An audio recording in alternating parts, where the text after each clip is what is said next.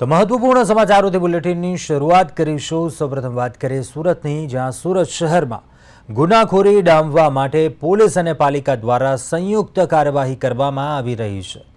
મનીષ કુકરી ગેંગના સાગરીત મિતેશ ગાબાણી, જેને સરથાણા પોલીસ સ્ટેશનમાં ગુજસીટોક હેઠળ ગુનો નોંધાયો છે, તેના ગેરકાયદેસર બાંધકામ પર આજે સુરતની સરથાણા પોલીસે સુરત મહાનગરપાલિકાની ટીમને સાથે રાખીને બુલડોઝર ફેરવ્યું છે। આરોપી મિતેશ ગાબાણીએ પોતાની સોસાયટીમાં જ પોતાના રહેણાંક મકાન ઉપર 3 માળનું ગેરકાયદેસર બાંધકામ કર્યું હતું અને આ ગેરકાયદેસર બાંધકામ અંગે પાલિકાને જાણ થતાં પોલીસ અને પાલિકાની સંયુક્ત ટીમે સ્થળ ઉપર પહોંચીને અંદાજિત 400 ચોરસ ફૂટ જેટલા ગેરકાયદેસર બાંધકામને તોડી પાડ્યું। આ કાર્યવાહીથી ગેરકાયદેસર બાંધકામ કરનારાઓમાં ભયનો માહોલ સર્જાયો છે। પોલીસ દ્વારા ગુનાખોરો સામે કડક પગલાં લેવામાં આવ્યા છે અને આવા ગેરકાયદેસર બાંધકામો ઉપર લાલાંખ કરીને તેને હટાવવાની કાર્યવાહી કરવામાં આવી રહી છે।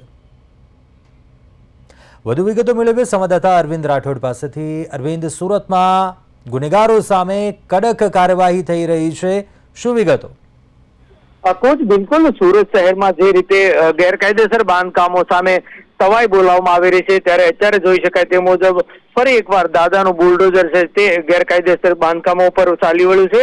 અને જેમાં મહત્વનું છે કે મનીષ કુકરી ગેંગના જે મિતેશ ગાબાણીના ગેરકાયદેસર જે બાંધકામ હતું તેમનું ડિમોલેશન કરાયું હતું। ત્યારે સરથાણા પોલીસ સ્ટેશનમાં મિતેશ ગાબાણી સામે અનેક ગુના નોંધાયા છે, સાથોસાથ ગુજસીટોકનો હેઠળ પણ ગુનો નોંધાયો છે। ત્યારે સરથાણા પોલીસે એસએમસીની ટીમને સાથે રાખી અને આ ડિમોલેશન કર્યું છે અને આરોપીઓ પોતાની સોસાયટીમાં જ ગેરકાયદેસર 3 માળનું જે બાંધકામ કર્યું હતું। ત્યારે ચોક્કસ આ રીતે ગેરકાયદેસર બાંધકામો સામે અત્યારે તવાઈ બોલાવવામાં આવી રહી છે અને દાદાનું બુલડોઝર છે તે અત્યારે ગેરકાયદેસર બાંધકામો ઉપર જોવા મળી રહ્યું છે। જી કુંજ।